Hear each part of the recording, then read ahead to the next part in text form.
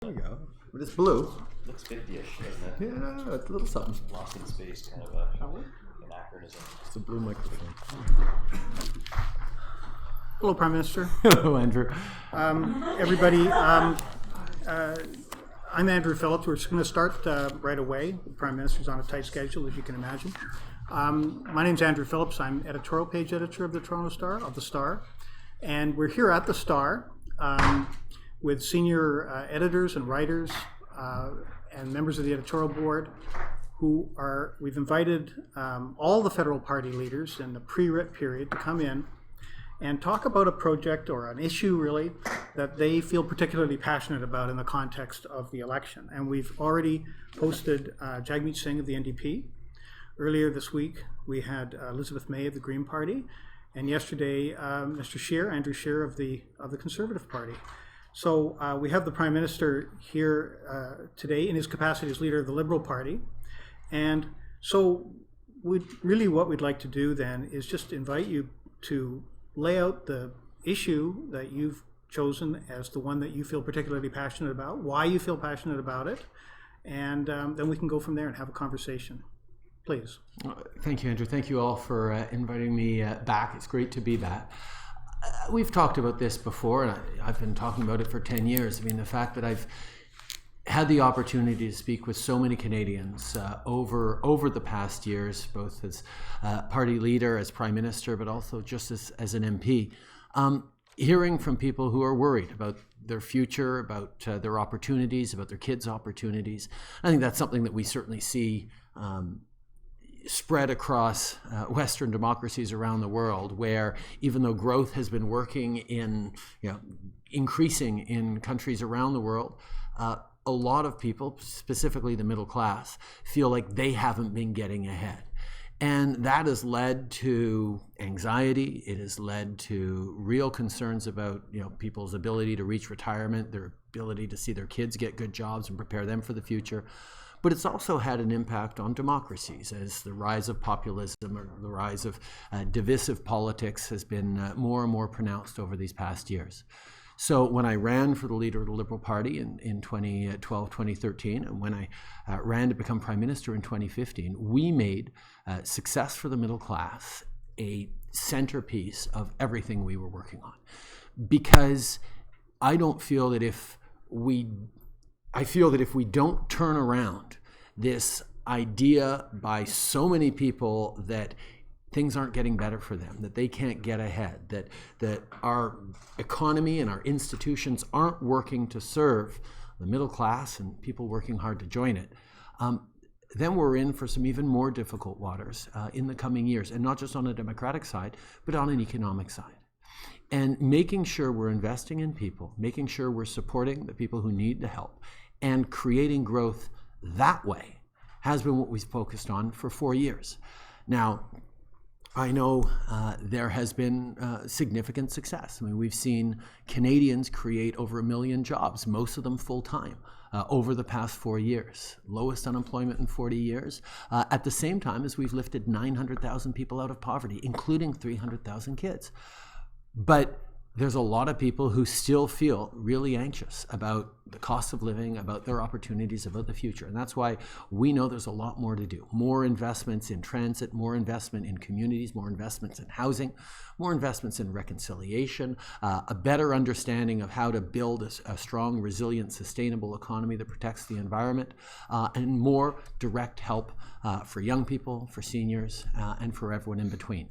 What we've been able to demonstrate over these past 4 years is that focus on investing in the middle class in real, tangible ways, in significant amounts, works. We need to do a lot more. But the challenge right now is we're up against a Conservative Party that still thinks that trickle-down works, that still thinks that giving benefits to the wealthy and cutting services in the name of austerity for everyone else is a way to create growth. Well, we've proved over the past 4 years that that's not the right way, but we need to keep going on that, and that's my focus in this election, and that'll be my focus for the next 4 years. It does sound a little bit like deja vu all over again, in the sense that you could have said almost exactly the same thing. I think I did say the exact same thing 4 years ago. And in fact, yesterday, when Andrew Scheer was here, I would say, except for the business about what you've done over the last 4 years, he could have said, in a sense, exactly the same thing. He used the word anxiety, I think, almost in the same way that you did. And so you're both putting your finger on really the same issue. Mm-hmm. And so I guess I have two questions. One is, in the last, you've certainly done, the government certainly did some significant things with the child tax benefit and so forth. But there does seem to be this feeling that things have kind of stalled out, that median wage, incomes have kind of flattened, household debt is significantly up. People face this in key areas. The housing issues are really getting out of control. What will be different about the next 4 years if you return to office than the previous 4, which you've had successes, but arguably not been bold enough to really change the curve fundamentally? Well, I think even before we get into that, I think we do need to take a moment on the Conservatives' perspective, because you brought it up. They recognize that people are anxious, but their solutions are pretty much the opposite of what we're proposing. The very first thing we did was raise taxes on the wealthiest 1% and lower them on the middle class. And the Conservatives campaigned against that, voted against that, and continue to stand against that as something that we did. The next thing we did was stop sending the Conservatives' child benefit checks to millionaires, and instead gave larger checks to the folks who actually need it. A monthly tax-free, which was different from what the Conservatives said, benefit that actually is significantly helping families, and the Bank of Canada and all sorts of people have recognized that.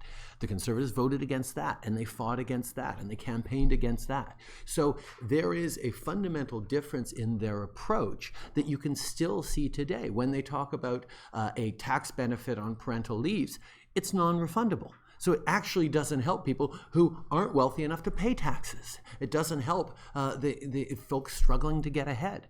As they talked, and I watched the segment that you did yesterday with him on public education, and he still says, okay, we're not going to do it at this time, but there still is that frame that somehow it's a good thing to be supporting wealthy families who want to send their kids to private schools instead of supporting public education. And that's where he's sort of tied up with the provincial scene in Ontario right now. There are very, very different solutions to the problem to put forward. And I will gladly be able to say what I wasn't able to say 4 years ago when I made this pitch, and I'm pleased we're consistent on that, is look at the things that we did that actually did bend the curve on this. Yes, there's a lot more to do, but 300,000 kids out of poverty makes a difference right now in the lives of those kids, but is going to make a big difference 10, 15, 20 years from now as they enter the workforce as adults who had greater opportunities. So, point taken about the Conservatives, but presumably you want to give people positive reasons to sign up again with you and your party. Can you give us some examples of specific things that you would do to continue this trend? I can tell you that our platform will be filled with the next steps we're going to do. But they will be things that will be focused on helping people with the affordability issues they're challenged with. They will be things that focus on making sure we're doing even more to help seniors, even more to make post-secondary education affordable, even more to support families who are struggling as they make things through. I mean, we have done meaningful things to help people, and this is a secondary goal, but it's an important one, restore people's confidence a little bit in a time of cynicism that they have institutions, public institutions and governments that are actually focused on giving them that help that is needed. And that focus on restoring people's faith in the system as well at a time of cynicism and skepticism is a piece of it too. So, but to look at one thing we're concretely doing and going to do, even when it comes to a plan on pricing pollution, even in that, in the way we took the lens on, we absolutely have to price pollution, we absolutely have to fight climate change. We've done it in a way that, and the Conservatives don't talk about this part obviously, but puts more money in the pockets of 8 or 9 out of 10 families, because we know that you have to support families through this transition to a cleaner economy. And this is the philosophy we take, and there's lots more to do where we can put the best balance sheet in the G7 to work for the people who actually need it in this country. And yet, despite all this, and you're fighting the government, this government and other governments are, there are big global trends that are going on, demographic trends and so forth. There's only so much governments can do. But just in the last recent bit, the OECD brought out some numbers showing that the middle class is actually shrinking in most of these developed countries, and including Canada, despite what your government and other governments have been trying to do. One piece that seems to be some people put their finger on is that the government, you've done things on the tax front and other fronts, but there hasn't been really big action on public policy benefits, if you like. For example, and the obvious one would be childcare, which has been something that's been floating around for a decade and a half in terms of liberal policy, and it's come and gone. And in order to really bend the curve, this is one of the huge issues in a city like Toronto, where you can pay $20,000 or so for a childcare spot. What will the government's approach be in the next term on the issue of a national childcare program? Well, we put $7.5 billion across the country on childcare to create childcare spaces in partnership with the provinces, recognizing that different provinces have different priorities and different needs. But that's something we did back when more provinces were aligned with us than not, as they are now. And that has made a significant difference. But one of the things that I think we need to recognize is, people look at the Quebec model of childcare, which has been, tremendously successful. It's my home province. I've seen it. I've seen my friends and neighbors benefit from it. That was a decision that the province took in terms of moving forward on that. So I'm happy that the federal government can and will continue to be part of investing in childcare with the provinces. But the provinces are the ones who have the mandate and the responsibility to step up and lead on that the way Quebec did, without a tremendously present federal government. It can be done, and the benefits of making those investments have been seen both economically and socially in Quebec. And I would encourage other provinces to look at what my home province did. And of course, the federal government can be there as a partner, but we can't take on things that fundamentally, it's been shown, can be ably led and should be ably led by the provinces. I want to bring my colleagues in who would like to jump in. But can we get the microphone around? There it is, there. And while we're passing the mic, we remind everybody that we're here at the Star with Justin Trudeau, Prime Minister, in his capacity as leader of the Liberal Party, as part of a series of meetings with all the federal party leaders on issues that they feel particularly passionate about. Diane? Hi, Prime Minister. I'm a writer with the editorial board. You made an election promise to create an affordable, high-quality, flexible, and fully inclusive childcare program, but your comments now just sound like you're now looking to the provinces to do that. Can you just explain if you've changed your mind or what's happened here? No, the election promise we fulfilled with $7.5 billion in funding to the provinces in a way that respects the provinces' different priorities. I mean, some provinces needed more spaces, some provinces needed more affordability for the spaces they have, and one of the things about our federation is Ottawa shouldn't be directing and telling provinces how they need to go about making sure that they're delivering for their citizens. So I was pleased to live up to that election promise, and we're going to continue to work with the provinces and work directly in how we're supporting families. Hi, Prime Minister. Laurie Montserrat, and I'm the social justice reporter here. Just following up on that commitment of working with the provinces, we have a province now, Ontario, that sees tax credits as childcare policy. In the bilateral agreements that will be renegotiated on this spending next year, will the federal government allow federal money to be used by provinces on tax credits to build childcare? Obviously, we have very strong feelings about the fact that tax credits don't help people who don't pay taxes in a large sense, and the conservative political approach tends to be not to fully understand that. I'm not going to predict how those conversations are going to go, but I can reassure Canadians that we will always stand up for affordability of childcare spaces, of helping the most vulnerable be able to get ahead, because we know that childcare isn't just a social policy; it's an economic policy as well. And you touch on a larger challenge of working with a province or provinces that have a very different perspective, that say they're for the people, but then cut services to everyone, cut taxes for the wealthy. That's not our approach, and we're going to be there to stand up firmly against that approach, as we have on many things that the Ontario government has done. And I think one of the reflections that people have to have right now is, when those agreements are up for renegotiation, who do they want negotiating against the government of Ontario on that? Do you want them to have their guy in Ottawa, or do they want to have a strong Liberal government that is going to push back on the values that we've always fought very hard for? Follow up to that, you're talking about your $7.5 billion 10-year commitment. Are you satisfied with that? There's quite a growing coalition of women's groups and children's groups that are saying that now's the time for Ottawa to really step up that funding. There's a call for you to increase it by $1 billion a year for the next 10 years. If we really want to get serious about a truly universal childcare program that every family in every part of the country can have access to, similar to Quebec. Well, I think the similar to Quebec is really the key. The fact that Quebec moved forward with it, one of our most populous provinces, moved forward with it in a significant way, means that provinces can and will lead on that. And the federal government is happy to do more, happy to be partner with provinces on it.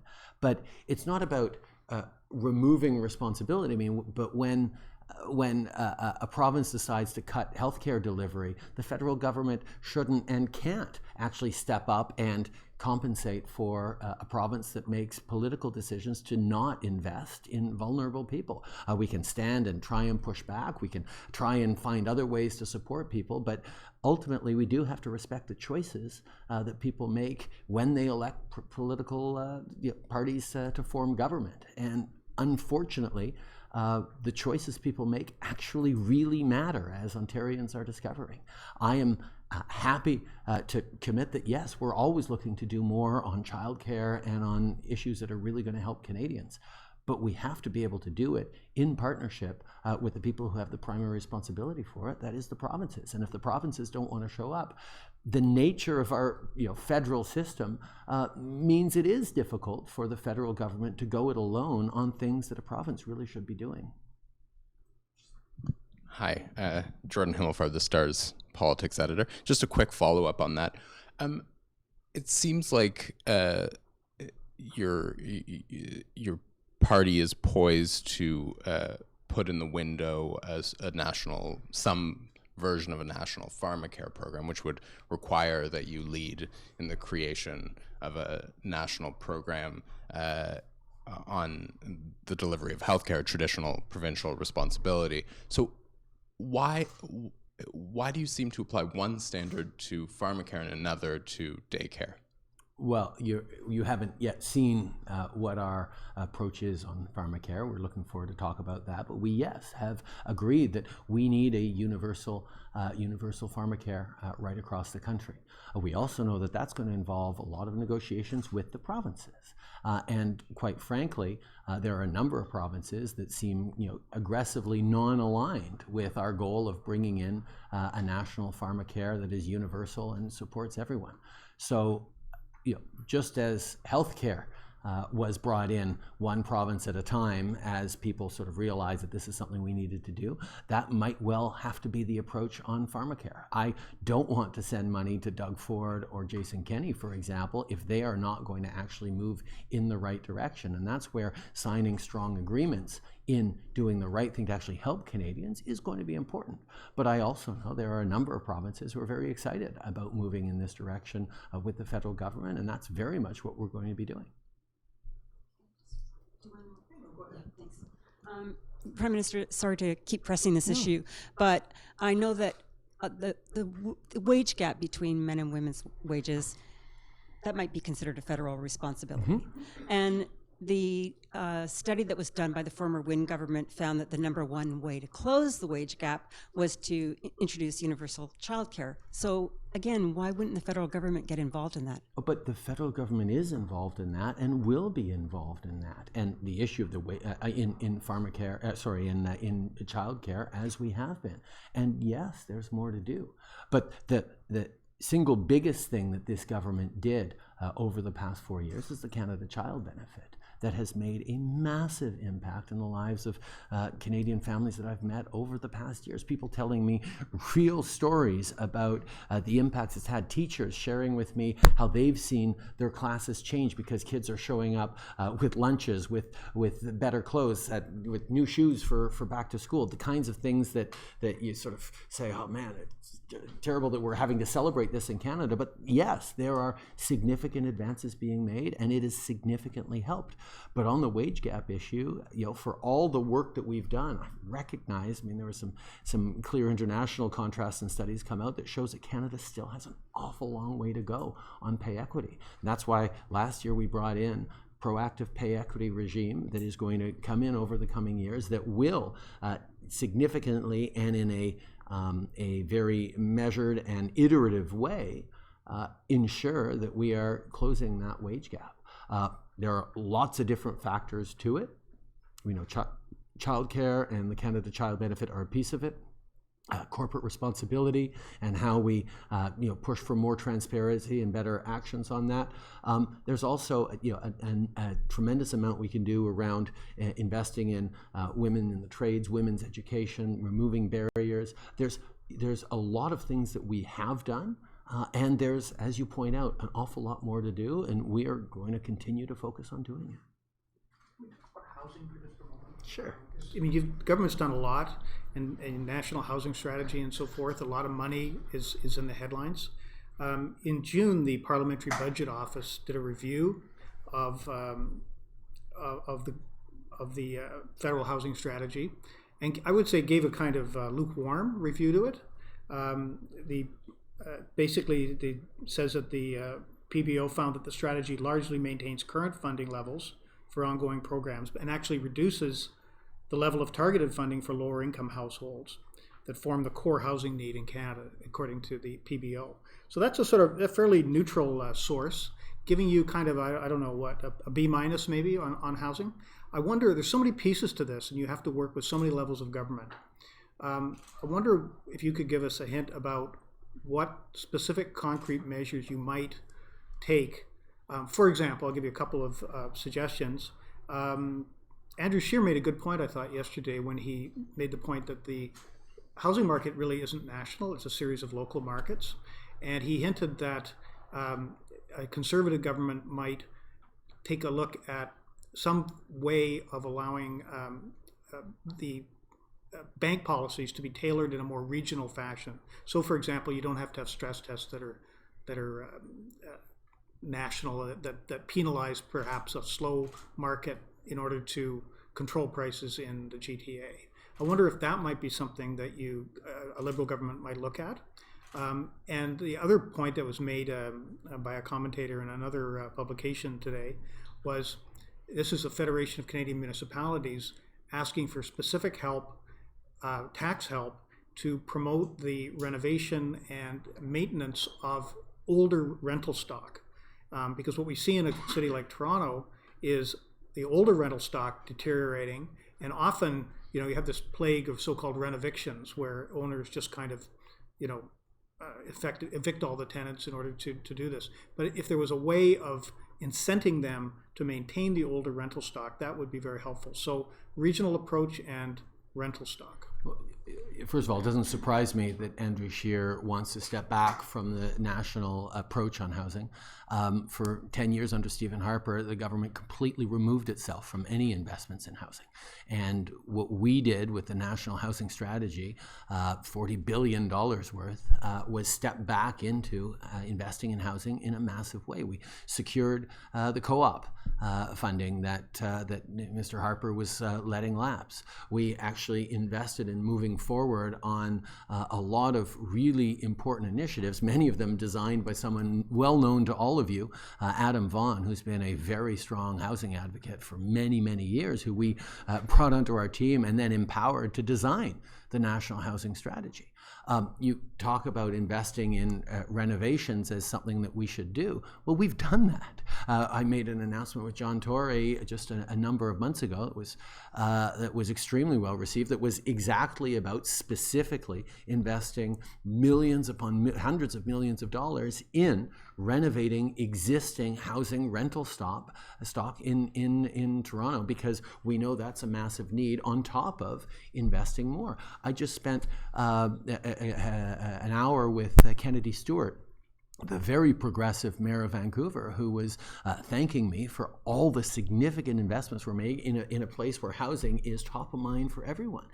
And yes, everyone we talk to will say there's more to do, but we are re-engaging in housing in a massive way because, as Adam Vaughan says, housing is not a problem, it's a solution. It's a building block to solving so many other challenges. When people have that stable, affordable, safe housing that allows them to stand and thrive, that is essential, and that's why we have reinvested the federal government in housing, and why we're going to continue to step up in our investments in a wide range of creative and innovative ways. I mean, the work we've done with CMHC on, for example, the first-time homebuyers credit, which actually gives a no-cost, no-fee mortgage to first-time homebuyers that will lower their monthly payments in a meaningful way, and go directly at the fact that young people entering the housing market or starting a family are more and more delayed in their ability to start building up that equity that is going to help them through their lives. These are the things that we have done, and yes, there's a lot more to do. And your frame here is, well, you've done this, but there's more to do. And I'll say from the beginning, I absolutely accept that. There's an awful lot more to do. And the choice facing Canadians right now is, do we continue to do these things and do more of them? Or do we go back to a Stephen Harper conservative approach that didn't work? I'm just trying to get a hint of a little more concretely of what these new things might be. And I get that your platform. Well, I can certainly say that we do recognize the variable nature of the housing market from downtown Toronto or Vancouver to more rural areas. Everywhere across the country, Canadians are facing housing pressures and housing challenges, but obviously the solutions to each person might be different from region to region, and we are looking at tailoring some of the measures we've brought in and some of the measures we will be bringing in to more specific local challenges, but we'll be doing it in partnership with local voices, not using it, as Andrew Scheer will, as an excuse to step back from a national housing strategy. Okay. Anybody else want to jump in? Sarah. Sarah, I'm the Star's labor reporter. You mentioned creating full-time jobs. For a lot of workers these days, a full-time job isn't enough to pay their bills. I know this has been a topic of discussion over the past couple years with your government, but will you implement a $15 minimum wage? I think, we had a lot of conversations around a $15 minimum wage in the last election campaign. I think one of the things to highlight is that the ability of the federal minimum wage, which applies to areas like airlines and telecoms and banks, isn't really going to affect a lot of people who earn the minimum wage, but it's an important symbol, and I can preview that we will have more to say on that in the election campaign. But when you talk about affordability for people, I'm really proud that we are a government that has been a really good partner to labor in this country.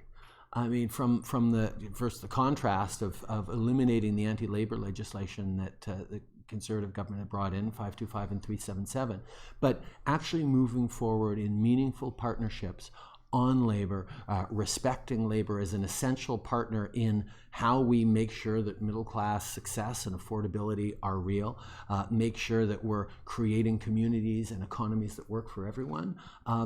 Very rarely have we seen a government that has worked as well with organized labor as this one. And it doesn't mean we're always going to agree on everything. I'm sure we can point out lots of areas where we had real disagreements. But in our values and in our alignment and in our constant conversations and working together, I think labor in this country knows that we have really changed the way government engages in a positive way.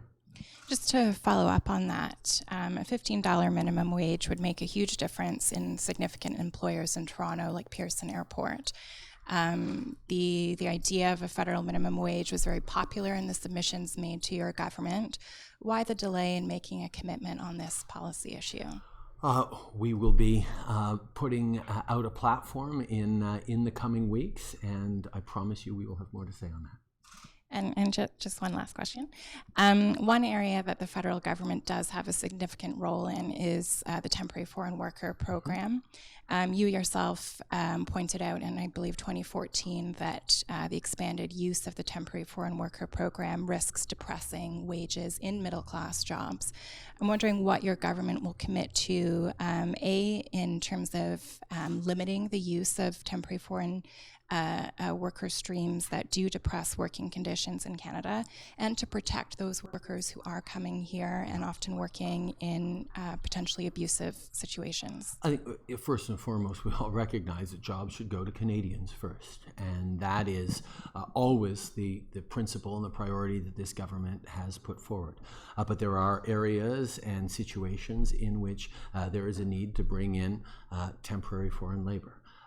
We have revamped and are redoing that process to try and make it both fairer, more transparent, and more understandable for people, and less onerous on both sides, if possible, while making sure we're protecting people. But I think the best path in that is to ensure that temporary foreign workers have a pathway to citizenship. And you hear that from even employers who say, why should I have to retrain these great workers every few years with new people when we should be giving a path to citizenship for people. And that's very much been always our philosophy, and that's certainly what we've been working on to try and move towards.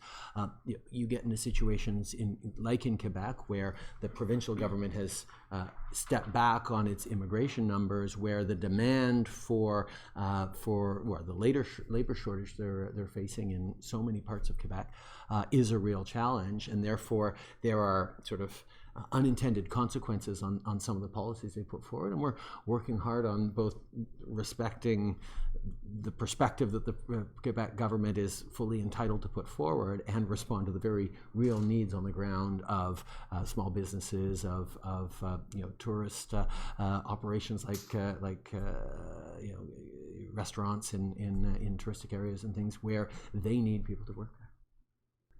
I think we have a question, Carrie, over here. And while we're passing the mic, I'd just like to remind everybody we're here at the Star with Justin Trudeau, Prime Minister and leader of the Liberal Party of Canada, as part of a series of meetings with federal party leaders on issues that they feel particularly passionate about. Carrie. Hi, I'm Carrie Gillespie with the editorial board. Conservatives have been really hammering the carbon pricing sort of as an unaffordable tax for the middle class and for everyone else. And I'm wondering if you have any kind of plan to combat that message, or are you just hoping that people will remember that they get more back and that's enough? Or do you have kind of a plan, because it really is a focus of theirs and it's everywhere?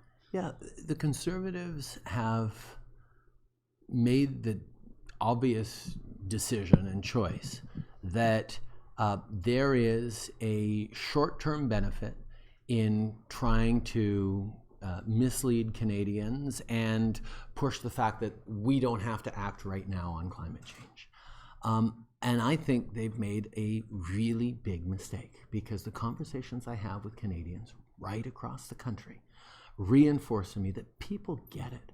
People know that the environment is a real issue. You don't need to be seeing the wildfires and the floods to remind you of that. You can just live through a Toronto summer like last summer to know that we are facing a shift in climate, and more, that it is going to require a different way of thinking in the future.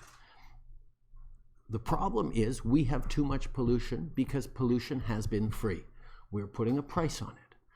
And what the Conservatives won't talk about is the fact that as we put a price on pollution, we are making sure that with that plan, 9 out of 10 Canadians are actually better off with the framework around a price on pollution than they would be with the Conservatives' approach of doing nothing.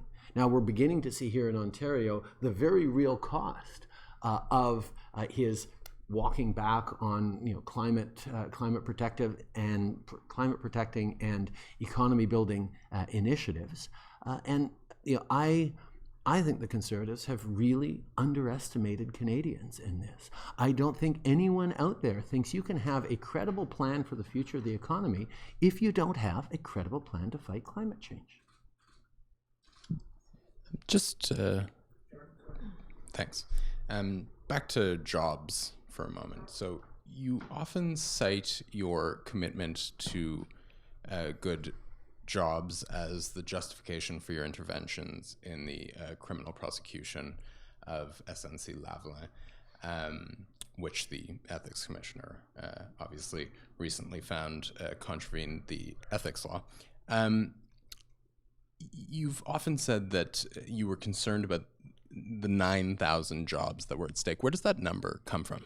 When the head of a company comes to tell you that they are on track to having to relocate their operations out of Canada, you can know that that is going to have a significant impact on an important Canadian workforce. The SNC workforce in Canada, as you know, is about 9,000 workers.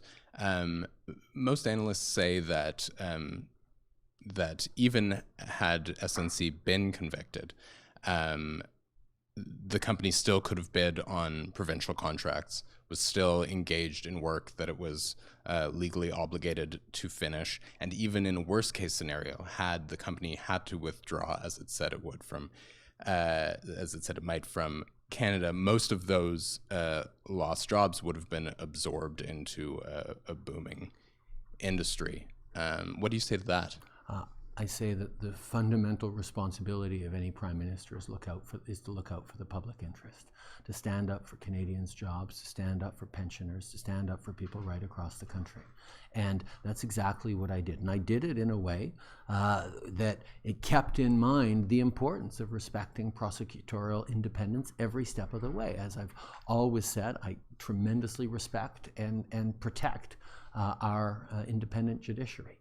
What the Ethics Commissioner found was those two things came into conflict, and we accept his conclusions, and that's why we're bringing in the recommendations made by the McClellan expert report on how to make sure that us or any other government doesn't get into this situation in the future. But standing up for Canadians is what people expect me to do. That's my job, to stand up for their jobs. Was the Ethics Commissioner simply wrong in his analysis of the public versus private interest in his report? I get that you accept the report, but was he wrong about that? Quite a few people say he was wrong. You know what? I will let people analyze it as they will. I just feel that a Prime Minister needs to be able to have conversations with his cabinet about how we are doing everything we can to protect jobs. And what the McClellan report lays out is a way to be able to continue to do that. Shri, go ahead. Hi, I'm Shri. I write a column on race and gender in The Star. There are plenty of middle-class families who have been rendered refugees due to circumstances of politics or economics. And I know that in 2017, a review by your party found that the US continues to meet the requirements for a safe third country agreement. Since 2017, a lot more has come to the fore in terms of places that people, including me, would call concentration camps, or at least concentration camp-like conditions. I have two questions on this. Do you still believe that the U.S. is a humane place for refugees, or at least that its processes are humane? And the second part is, would you suspend the Safe Third Country Agreement? Well, I don't think it's a secret or surprise to anyone that the way I view our ability as a country to welcome in and support people coming from around the world to build a better life is very different from the perspectives of the American administration right now. I think there are things that we very much disagree with, obviously, with what the Americans are doing. At the same time, however, we are a country that respects international conventions and regulations, and the UN High Commission for Refugees has made a determination that the U.S. is still meeting the standards that we would expect as a safe country. And therefore, we don't make that determination, they do. But we continue to be very, very alert to the differences in approach that we have in Canada from the approach that the American administration is taking. So would you suspend would you be considering suspending the Safe Third The Country UN Agreement? High Commission for Refugees has continued to determine that the U.S.'s asylum system qualifies under that framework. Okay, because after July, the UN Refugee Agency also said that the new U.S. policies were putting vulnerable families at risk. So there are both things coming from the UN. So where would we stand on that in terms of, I mean, what I'm getting from you is that we will not be suspending that agreement? We are in the process of discussion with the U.S. on a broad range of cross-border issues of mutual security, of how we respond to a global challenge around migration, respecting and obviously understanding that the U.S.'s approach is not one that we would take or would want to take in Canada, but that we have to work with because they are our neighbors. We will continue to stay strong with our values and our principle and our approach, and we will continue to listen very carefully to what the international experts say around the Third Country Agreement. Okay, so just a quick follow-up then. In that case, the Conservatives are calling for the agreement to be implemented across the border and not just at checkpoints. Is that something you would consider then? I think that's one of those principles that seems like an easy answer to a very complex situation and would require a level of investment in patrolling and enforcing along our border that would reach perhaps proportions similar to a debate on the southern wall going on in the United States right now. Exactly. Okay. Thank you. Sort of open the door then. So the middle class is a big topic, right? It kind of goes everywhere. And you, in your introduction, you talked about the international, the implications internationally, if you like, and the trends internationally. You've been talking about this. Chrystia Freeland's talked about it rather eloquently. In the last and you were talking about it several years ago, but the trend seems to be going in the wrong direction. I mean, when you look at the elections in Europe and the attitude of different governments in Europe and certainly in the United States, it all seems to, and you can go to Brazil or you can go to other countries, this does not seem to be going. Canada seems to be increasingly an outlier. And I wonder if you could just talk a little bit about that and how that puts Canada, or what responsibility it puts on Canada, and also what difficulties it creates for Canada.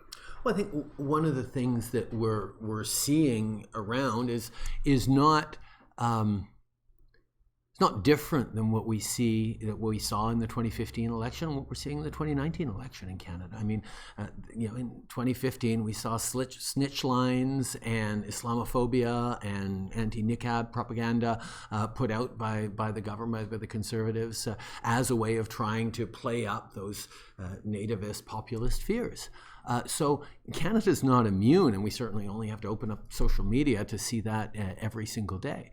But Canadians have made different choices than many people around the world, but not all people around the world. I mean, there continue to be positive results of people who understand that there is a positive path forward. But yes, the ones who are most worrisome tend to stand tall in the global consciousness right now, and I think it does put a certain amount of responsibility on Canadians, not to hold back the tide around the world, but to demonstrate that a different approach can work, that we can actually continue to welcome in immigrants from around the world and have them contribute in positive ways to the growth of our communities, to the resilience of our economy. We can continue to fight climate change in a way that grows our economy. We can continue to support and invest in middle class by lowering taxes for the middle class and raising them on the wealthiest 1%, which is also something that we're seeing the opposite of in many of those countries that you pointed out to.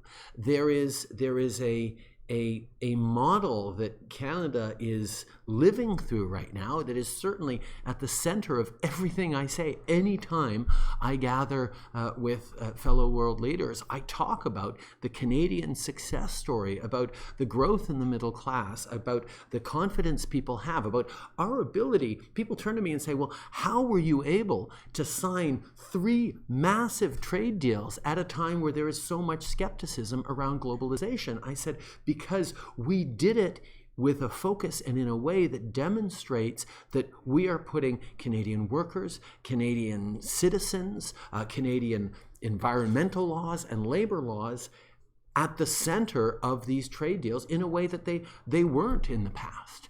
That frame, this Canadian success story, is important to the world, but it's most important to us because as we move forward and are successful in Canada, as Canadians are successful, people will start looking and saying, okay, there's a different way of doing things than turning to the past or looking for strongman politics. It is about actually trusting our institutions and focusing them on supporting the middle class and people working hard to join it. One hopes. So we've got another question. Well, that's the choice Canadians are making right now. Exactly. Which path do we continue with? Do we go back to an approach that looks a lot more like what some of the international outliers are doing, or are we staying true to who we are? We got a question just before. I'm just going to make one final reminder that we're here at the Star with Prime Minister Justin Trudeau, leader of the Liberal Party, as part of a series of discussions with party leaders on issues that they feel particularly passionate about. Ed. Hi, I'm Ed Tubb. I'm a local editor at the Star. Many of the anxieties of Toronto voters are very particular to the city itself, and you've mentioned some of them. Some of the others might be gun violence or the cost of transit in the city, especially infrastructure of transit, and the impact of provincial cuts in the city itself. So given that holding the 25 ridings of Toronto is important to your success in the election, what would you say are your top priorities for the city going forward? Well, you just named a whole bunch of them. First of all, the partnership that we've been able to establish with Mayor Tory on moving forward on big issues that matter to Torontonians, whether it's and right across the GTA, whether it's investments in housing, in improving rental stock and in refurbishing, whether it's investments in public transit. I mean, we just made an announcement a few weeks ago. It finally came to ground on expanding the Bloor Young station and moving forward with Smart Track, and that was a $1 billion plus announcement that we made that is going to continue to make the investments needed. And the conversation I had with Mayor Tory was very much about, we can't just have this, every now and then, there's a favorable government, let's invest in transit now, and then go through a long period where a different government won't invest in transit. They need that long-term predictability. And our transit investments very much are over the next 10 years, and we're trying to bring in that long-term. But again, that uncertainty of having a government that is looking to cut spending as opposed to investing to grow is a choice that people in the GTA, indeed people right across the country, are going to face. Similarly on guns, I mean, we recognize this has been a very difficult summer for people in Toronto. A lot of tragedies, a lot of families and communities facing significant upheaval. We made a promise in 2015 that we were going to move forward in a meaningful way to bring in better gun control, and we did that. We did that by strengthening the rules around transportation of guns. We did that by increasing background checks. We did that by bringing in a number of measures around our borders. But we recognize that there is much more to do as well, and that's why we've tasked someone well known to Torontonians, former Chief Bill Blair, to put together a package of the next steps we can do to keep our communities safer and to keep Canada safer, and that's exactly what we're going to be moving forward with it. The commitments we made around gun control in 2015, we kept, and we know there's lots more to do. And yet there's certainly, just jump in, there's a lot of people feel that the approach on gun control has been kind of a half step, that it didn't go far enough, that it put the responsibility back on cities. And you could have gone ahead with a stronger measure. You could have introduced a ban on handguns, for example, which a lot of people, especially in Toronto, advocate. Is it simply a matter of balancing the interests of fears of gun owners elsewhere? No, it's a matter of picking approaches that actually work, and there's a lot of emotions on both sides of this debate, as we've all seen. But Canadians are actually united on wanting less gun violence, wanting less kids at risk in our communities, and what we are committed to as a government that believes in evidence-based policy is what is actually going to work. And that's why we've tasked Bill Blair to move forward. But let's, again, and I'm going to keep coming back to this because I recognize there's more to do and we're going to do more. But our opponents, the Conservatives, want to actually reverse the measures that we brought in just with C-71 just this past year. They're going to go back on that, and they're certainly not going to go any further. And we know that that is not what's going to keep Canadians safe, that they are very much in the pocket of the American NRA in their approach and how they do things. We disagree. We know we need to do more to keep Canadians safe on the guns that flow across the border and the guns that are stolen in Canada. And those are exactly the measures we're going to move forward on. Hi, Prime Minister. I'm Wendy Gillis, and I cover crime and policing. And I do want to follow up just quickly on that, on the topic of a handgun ban. The jury is still somewhat out on whether that could be effective. And what I'm wondering from you is why not try it? Certainly experts who have looked at this think that, it's not the final solution. It's not the way to completely cut out gun violence. But why not try it and see if it could work by instituting a national handgun ban? We are committed, as I said, to evidence-based policy. We are committed to doing things that work to actually keep Canadians safer. And that's exactly why we tasked someone who had direct experience in massively reducing the amount of gun crime when he was chief of police in Toronto to look at what could work for Toronto and indeed for places right across the country where they're also facing challenges around gun crime, rural areas, but also urban areas like Surrey and other parts of the country. These are issues that people are facing that need concrete solutions that are going to work to, and that is how we move forward. It's not enough to do something that feels like it might work if you're not comfortable that it actually is going to work. And that is what our focus is going to be, and what we will have to say around how we're going to keep Canadians safe in their communities will be very clear and will be based on evidence as to what works. Is ticking down. Anybody want to jump in, perhaps? Could we get the microphone over on this side of the table, please? There we go. John, thank you. Thanks. So you watched yesterday's stream and you said, so you know this question's coming. More and more middle-class families live in urban centers. Every year, every decade, the percentages go up and up and up. And so now a vast percentage of middle-class families live in major urban centers. We have a lot of customers in Vancouver and Calgary, Edmonton, Halifax, Toronto, et cetera. I've spoken to a lot of the mayors, and one of the big issues I think that's more structural and somewhat philosophical is the taxation system, how you create revenue to be able to spend. was created a long time ago at a time when we were a very rural country. We're obviously now a massively urban country, and middle families are in an urban country, and that's what caused John Tory to make that famous quote about having to go to Queen's Park in his short pants asking for money. And the $9 billion here and the $7 billion here and the $1 billion here are all functions of a very outdated revenue system, and the cities really don't have the ability to go get capital to build any infrastructure. They don't have the balance sheet and they don't have the revenue associated with it. So there's a permanent problem. Mr. Scheer yesterday said that he didn't have a structural or philosophical issue with looking into it, but he was careful to manage that it would take some time to come up with a permanent issue. What is your response?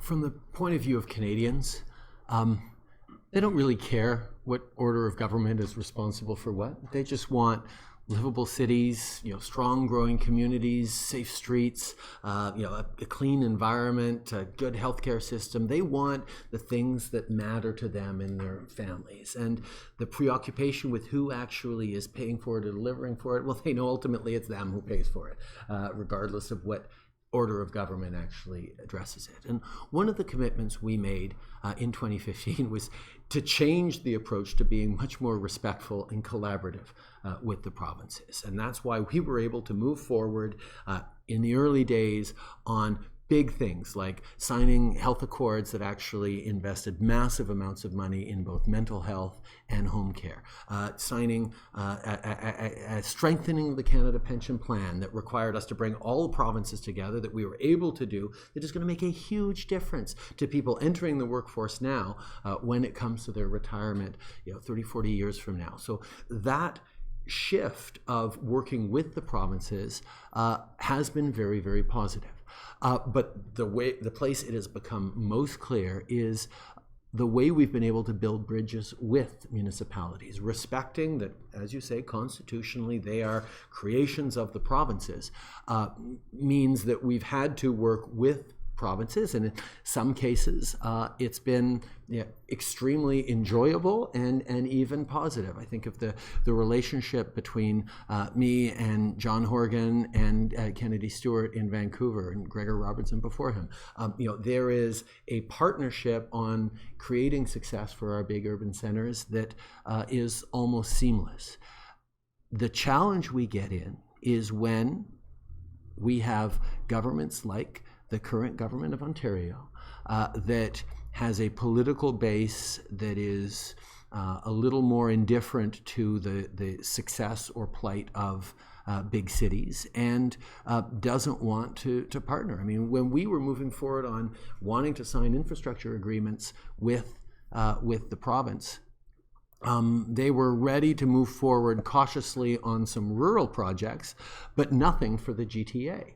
Because of political considerations. And I think that's a negative thing, but I also don't believe that we should therefore reopen the Constitution and renegotiate the terms of Confederation because a uncooperative government has gotten elected. And we were very serious about looking at different mechanisms to be able to create a partnership with the cities that will move forward, whether it's been on support for refugees, where Toronto has been a great partner, or whether it's on infrastructure investments.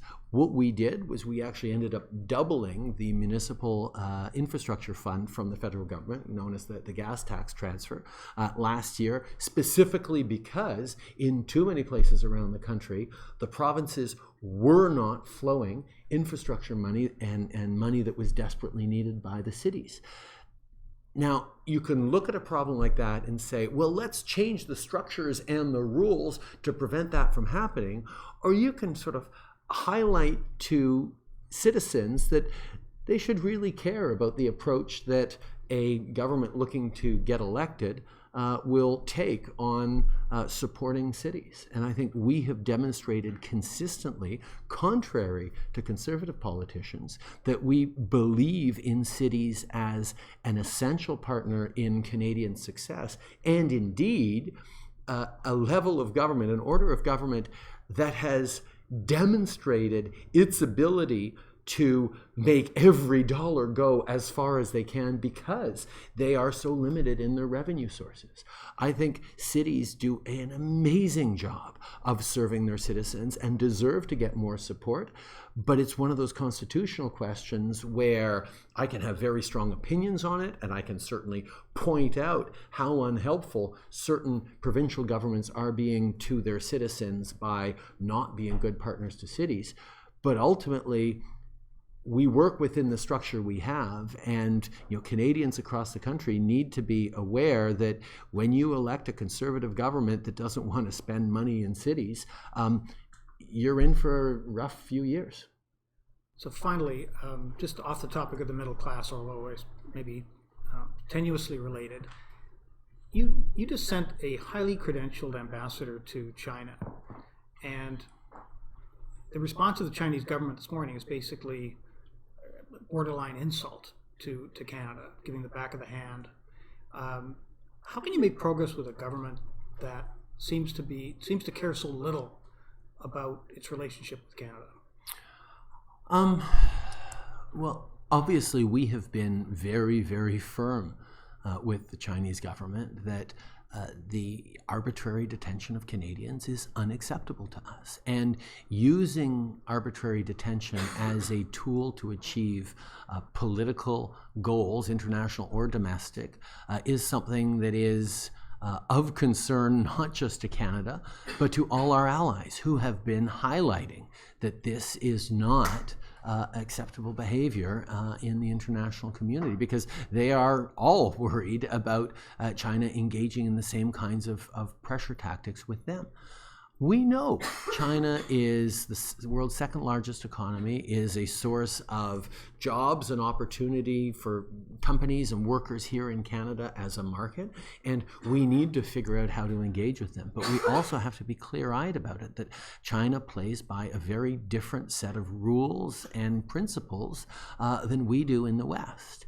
And making sure that we are able to make those points clearly and forcefully and as much as possible constructively is going to be really important. We will point things out, but we won't look to escalate. And sending someone of the caliber of Dominic Barton, who I might point out was able to get agrément get acceptance from the Chinese government much quicker than anyone usually is in terms of sending an ambassador, is maybe sort of that other half of the story that public statements don't actually fully appreciate. We are engaged very strongly in the issue of Canadians, in the issue of the canola and the beef and pork issues, but we are engaged in a substantive way that highlights to the Chinese government that we are concerned about their behavior. We're very concerned about the 300,000 Canadians in Hong Kong right now, but we are going to continue to attempt to be constructive in ways that end up being good for Canadians and ultimately, hopefully, good for the Chinese people. Brando, thanks so much for coming in. I think you're off to answer some questions from our readers. I am. And I really hope that you will come back during the actual campaign to talk about some of the concrete measures that you're hinting at today. Well, thanks again. I look forward to the Toronto Star being part of the commission debates, which will be a very important moment for Excellent. Canadians. Thanks so much.